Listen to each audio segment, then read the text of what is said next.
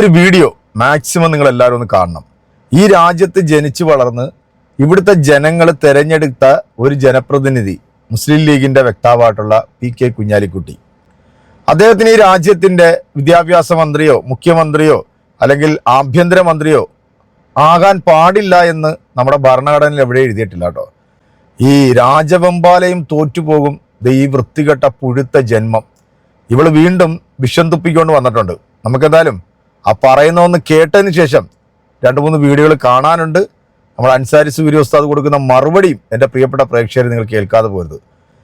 ഇതുപോലത്തെ ജന്മങ്ങൾ ഈ ഭൂമിക്ക് ഭാരമാണ്. വർഗീയത പറഞ്ഞ് അവളുടെ മുഖം നോക്കിയാൽ തന്നെ കാർക്കിച്ച് തുപ്പാൻ തോന്നും. അത്രയും കാളകൂട വിഷം നിറഞ്ഞിട്ടുള്ള ഈ വിഷജീവിയെ നിലക്ക് നിർത്താൻ നമ്മുടെ കേരളത്തിലെ പൊതുസമൂഹം രംഗത്ത് വന്നില്ല എന്നുണ്ടെങ്കിൽ ദൈവത്തിന്റെ സ്വന്തം നാടായിട്ടുള്ള ഈ കേരളത്തിൽ വിഷം കലർത്തി ഇതുപോലുള്ള ഊളച്ചികൾ നശിപ്പിച്ചു കളയും. കുഞ്ഞാലിക്കുട്ടി എന്താ ഇന്ത്യൻ അല്ലേ? കുഞ്ഞാലിക്കുട്ടിക്ക് മുഖ്യമന്ത്രി ആയിക്കൂടെ? അല്ല. കാരണം ഈ പാരമ്പര്യവും ഈ രക്തവുമാണ് അവരുടെ സിരകളിൽ ഒഴുകുന്നത് എന്നുള്ളത് കൊണ്ട് തന്നെ ഇന്ത്യൻ പാസ്പോർട്ട് ഉണ്ടായതുകൊണ്ടോ ഇന്ത്യയിലെ ആധാർ കാർഡ് ഉണ്ടായതുകൊണ്ടോ ഇന്ത്യയിലെ ജനന സർട്ടിഫിക്കറ്റ് ഉണ്ടായതുകൊണ്ടോ അവർക്ക് മറ്റുള്ളവരെ പോലെ മുഖ്യമന്ത്രിയാകാനുള്ള അവകാശം ഉണ്ട് എന്ന് പറഞ്ഞാൽ അതിനെ പെട്ടെന്ന് അങ്ങോട്ട് തൊണ്ട തൊടാതെ വീഴുന്ന ലേശം ബുദ്ധിമുട്ടുണ്ട്. അത് ഈ ചരിത്രം അറിയാവുന്നതുകൊണ്ടാണ്.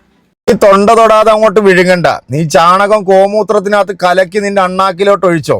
അങ്ങനെ ഒഴിച്ചിട്ട് നിന്റെ തലയുടെ ഫിലമെന്റ് അടിച്ചു പോയിട്ടാണ് ഇതുപോലത്തെ തെമ്മാടിത്തരം പൂള പെണ്ണുമ്പുള വന്നിരുന്നോണ്ട് ഇങ്ങനെ ചിലക്കുന്നത്. കൊടിച്ചി പട്ടി കുരയ്ക്കുന്നതിനൊക്കെയാണ് ഇവരൊക്കെ ഇന്റർവ്യൂവിന് വിളിച്ചിട്ട് ചോദിക്കുന്ന ആങ്കർമാരെ ഉണ്ടല്ലോ, അവരെയും ചാണാമുക്കിയ ചൂലിനടിക്കണം. ഈ രാജ്യത്ത് ജനിച്ചു വളർന്ന ഒരു ഇന്ത്യൻ പൗരനെ കുറിച്ചിട്ട് പറഞ്ഞ വൃത്തികെട്ട വർത്താനം കേട്ടാണല്ലോ.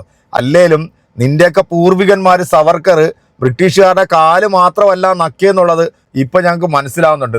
നിന്നെപ്പോലുള്ള വിഷജീവികളാണ് സ്ത്രീ സമൂഹത്തിന് മാനക്കേടുണ്ടാക്കുന്നത്. ഇതിനൊക്കെ മറുപടി കൊടുക്കേണ്ടത് എൻ്റെ കേരളത്തിലെ ഹൈന്ദവരായിട്ടുള്ള സഹോദരിമാരാണ്. കാരണം ഇവരെ ഒന്നും സ്ത്രീ ഗണത്തിലെ ഉൾപ്പെടുത്താൻ കൊള്ളില്ല. ഞാനിവിടെ താമസിക്കുന്നത് എൻ്റെ ചുറ്റും മുസ്ലിങ്ങളാണ്.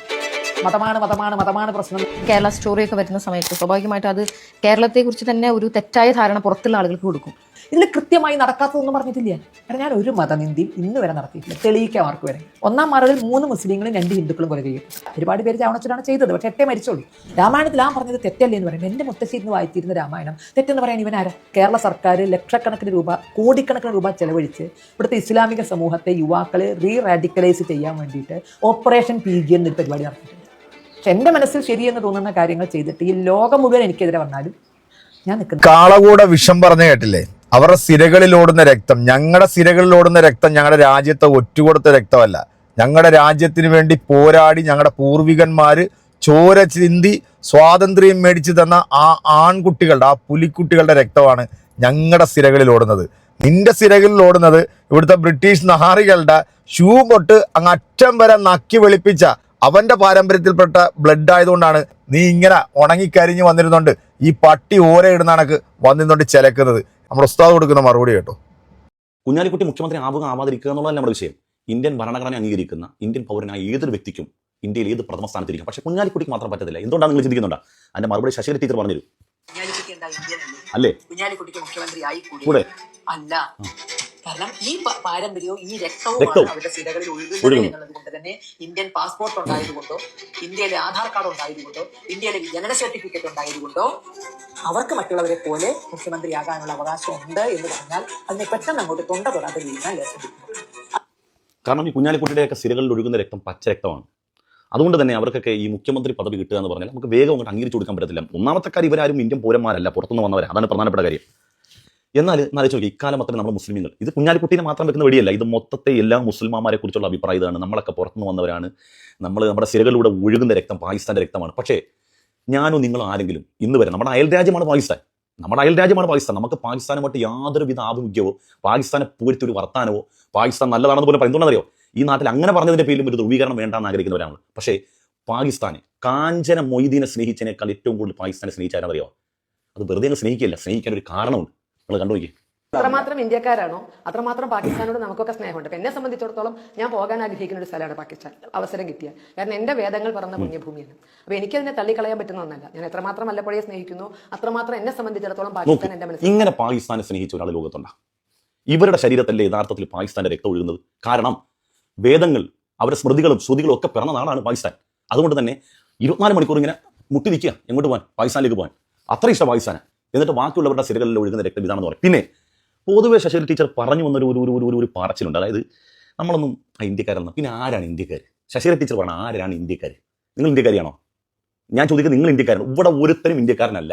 അതാണ് പൊന്നാര ടീച്ചറെ ഇന്ത്യക്കാരെന്ന് പറയാൻ ഇവിടെ ആർക്ക് അവകാശമുള്ളത്? എല്ലാവരും ഇന്ത്യക്കാരാണ്.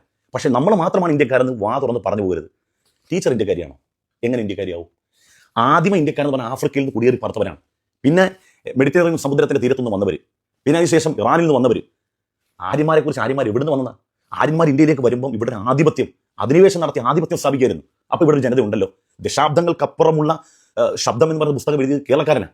അദ്ദേഹം പറയുന്നത് ഈ സെമിറ്റിക് മതങ്ങളിൽ കാണുന്ന നോഹയുടെ പ്രളയത്തിന് ശേഷം നോഹയുടെ മക്കൾ ഇന്ത്യയിലേക്ക് വന്നുവെന്നും സിന്ധു നദിയുടെ തീരത്ത് ആര്യന്മാരുടെ ഉത്ഭവത്തിനേക്കാൾ 5000 വർഷങ്ങൾക്ക് ഒരു സംസ്കാരം രൂപപ്പെട്ടു എന്നും മുസ്ലിമീങ്ങളെ സംബന്ധിച്ചിടത്തോളം അവർ അംഗസ്നാനം ചെയ്യാൻ നേരത്ത് അവർ ഹൗദ് ഉണ്ടാക്കും, ഒരു നിർമ്മിതി, ഒരു കെട്ടിട നിർമ്മിതി. അതുപോലെ ചില സംഗതികൾ പരിവേഷണത്തിൽ സിന്ധു നദീ തീരത്ത് നടന്ന, ലാഹോറിൽ നടന്ന പരിവേഷണത്തിൽ കണ്ടെത്തിയെന്നൊക്കെ ദശാബ്ദങ്ങൾക്കപ്പുറമുള്ള ശബ്ദം എന്ന് പറയുന്ന പുസ്തകത്തിൽ അദ്ദേഹം എഴുതുന്നുണ്ട്. ഇന്ത്യക്കാരനാണ്, സഹോദര സമുദായത്തിൽപ്പെട്ടവനാണ്. എന്തിനേറെ പറയണം? ടീച്ചർക്ക് ഒരു കാര്യം അറിയോ? ഈ സെമിറ്റിക് മതങ്ങളായ ക്രിസ്ത്യൻ, ജൂത, ഇസ്ലാമിക് മതങ്ങളിലൊക്കെ പറയുന്ന ചരിത്രമാണ് ഒന്നാമത്തെ മനുഷ്യൻ ആദമാണെന്നാണ്. നിങ്ങൾക്കൊക്കെ അറിയാം. ആ ആദം ചരിത്രം പറയുന്നത് ഇന്ത്യയിൽ നിന്ന് പോയിട്ടാണ് 40 ഹജ്ജ് ചെയ്തത്. അപ്പോൾ 39 പ്രാവശ്യം ഇന്ത്യയിലേക്ക് തിരിച്ചു വന്നു. അപ്പോൾ ആദം കൂടി നടന്നു പോയ മണ്ണാണിത്. എന്നിട്ട് ചരിത്രകാരന്മാർ പറയുന്നത് രസകരമായ ഒരു കൂട്ടുണ്ട്. അറിയോ? ലോകത്ത് അറബി ഭാഷയിൽ മനുഷ്യനെ ഇൻസാൻ എന്ന് പറയും, ഇംഗ്ലീഷിൽ മെൻ എന്ന് പറയും. എന്നാൽ ലോകത്ത് മനുഷ്യനെ തൂ മേര ആദമി, മേര ആദമി, ആദമി എന്ന് പറയുന്ന പ്രയോഗം നടത്തുന്ന ഒരേ ഒരു ഭാഷ, ഒരേ ഒരു ആൾക്കാർ ഇന്ത്യക്കാരാണ്. നമ്മളാണല്ലോ ആദമി, തൂ മേര ആദമി, മേര ആദമി എന്ന് പറയുന്നത്. ആ ഭാഷയുടെ ഉത്ഭവം ആദമിൽ നിന്നാണെന്ന് പറഞ്ഞു. മനസ്സിലായില്ലേ? എന്തിനേറെ പറയണം?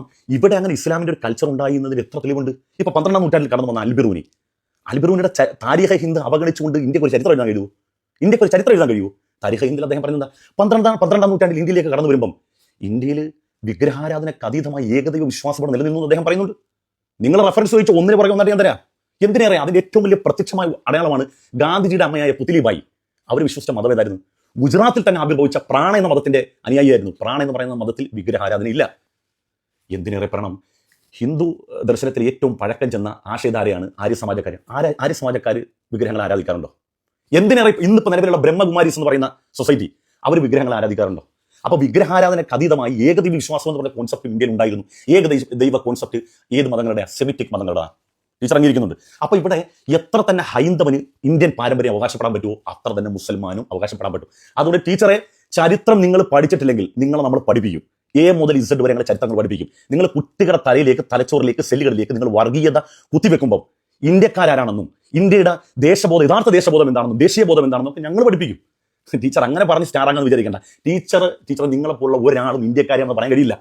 ഇന്ത്യക്ക് എല്ലാ കാലത്തും ഇന്ത്യക്ക് ഒരു ശത്രു ഉണ്ടായിരുന്നു. ആ ശത്രുക്കളുടെ ബ്ലഡാണ് നിങ്ങളുടെ ശിരസിലൂടെ ഒഴുകുന്നത്. എന്തുകൊണ്ട് അത് പറയാൻ കാരണം? ഇന്ത്യൻ സ്വാതന്ത്ര്യ സമരത്തിൽ ആരും പങ്കെടുത്തിരുന്നു? മക്കയിൽ ജനിച്ച ആളാണ് ബഹുമാനപ്പെട്ട അബുൽ കലാം ആസാദ്. അറബ് ദേശത്ത് ജനിച്ച ആൾ, ഉമ്മാടെ വീട് അവിടെയാണ്, വാപ്പാടെ വീട് ബംഗാളിലും. ആ മനുഷ്യൻ ഇവിടെ കടന്നു വന്ന് ഇന്ത്യൻ സ്വാതന്ത്ര്യ സമരത്തിൽ ബഹുമാനപ്പെട്ട മഹാത്മാഗാന്ധിയുടെ റൈറ്റായിട്ട് പ്രവർത്തിച്ചു. അലി സഹോദരങ്ങൾ പ്രവർത്തിച്ചു, സക്കീർ ഹുസൈൻ പ്രവർത്തിച്ചു, ഹസ്രത്ത് മഹൽ എന്ന് പറഞ്ഞ വനിത, മുസ്ലിം വനിത ഇവിടെ പ്രവർത്തിച്ചു ഇന്ത്യ സ്വാതന്ത്ര്യ സമരത്തിന് വേണ്ടി. ഞാൻ ചോദിക്കട്ടെ, എത്ര സംഘപരിവാറുകാരനകത്തുണ്ടായിരുന്നു? എൻ്റെ പ്രിയപ്പെട്ട ഉസ്താദെ, ഈ മരവാണത്തിനൊന്നും ടീച്ചറിനൊന്നും വിളിക്കല്ലേ. ടീച്ചർമാർക്കും ഇവിടുത്തെ സ്ത്രീ സമൂഹത്തിനും അപമാനമാണ് ഈ വിഷജീവി. രാജവെമ്പാല പോലും തോറ്റുപോകും. അവരുടെ രൂപവും കോലവും കാണുമ്പോൾ നമുക്ക് അറിഞ്ഞൂടെ എത്രത്തോളം കാളകൂട വിഷം അവരുടെ ആ മുഖത്ത് കാണുന്നുണ്ട്. എന്തെങ്കിലും ഒരു തേജസ്, ഓജസ് ആ ഓഞ്ഞ മുഖത്തിനകത്ത് കാണാൻ സാധിക്കുന്നുണ്ടോ? സത്യം വിഷമം കൊണ്ട് പറഞ്ഞു പോകുന്ന ഇത്രയും പച്ച വർഗീയത പറഞ്ഞ ഇവരെ പോലുള്ള ആൾക്കാരെയൊക്കെ താങ്ങിക്കൊണ്ട് നടക്കുന്നവന്മാരുണ്ടല്ലോ. കേൾക്കുമ്പോൾ നമ്മുടെ പിടിവിട്ടു പോവും. ഞങ്ങളുടെയൊക്കെ അസ്തിത്വത്തിൽ തൊടാനും ഞങ്ങളുടെ രക്തത്തിന്റെ കളർ നോക്കാനും ഒന്നും നീ ആയിട്ടില്ല. നീ ഇനി 100 ജന്മം എടുത്താലും അതിന് നിനക്കൊന്നും സാധിക്കത്തില്ല. കാരണം ഞങ്ങളൊക്കെ ആൺകുട്ടികൾക്ക് പിറന്നിട്ടുള്ളവരാണ്, ഈ രാജ്യത്തിന് വേണ്ടി പോരാടി മരിച്ചവരാണ്, ആ പാരമ്പര്യമുള്ളവരാണ് ഞങ്ങൾ. ഈ രാജ്യത്തെ ഒറ്റുകൊടുത്തിട്ടുള്ളതെല്ലാം നിന്റെ ഇനത്തിൽപ്പെട്ട, അതായത് നിന്റെ സംഘി ഇനത്തിൽപ്പെട്ടിട്ടുള്ള ചെറ്റകളാണ്. കഴിഞ്ഞ ദിവസവും 2 എണ്ണത്തിനെ പൊക്കിയിട്ടുണ്ട് കേട്ടോ. അതും രാജ്യത്തിന്റെ സ്നേഹം, രാജ്യത്തോടുള്ള സ്നേഹം അതിര് കടന്നപ്പോൾ നീ പറഞ്ഞ പോലെ പാകിസ്ഥാന് ചോർത്തി കൊടുത്ത് രഹസ്യങ്ങൾ. ഇപ്പൊ നീ പറഞ്ഞില്ലേ എനിക്ക് പാകിസ്ഥാനോട് ഭയങ്കര പ്രേമമാണെന്ന്. ആരെങ്കിലുമൊക്കെ പിരിവിട്ടിട്ട് ഈ വൃത്തികെട്ട കൂതറനെ അങ്ങോട്ട് കയറ്റിവിടാൻ ഒന്ന് ശ്രമിക്കണേ ആരെങ്കിലും. ഇവിടുന്ന് ഇതങ്ങ് ഒഴിഞ്ഞു പൊക്കോട്ടെ.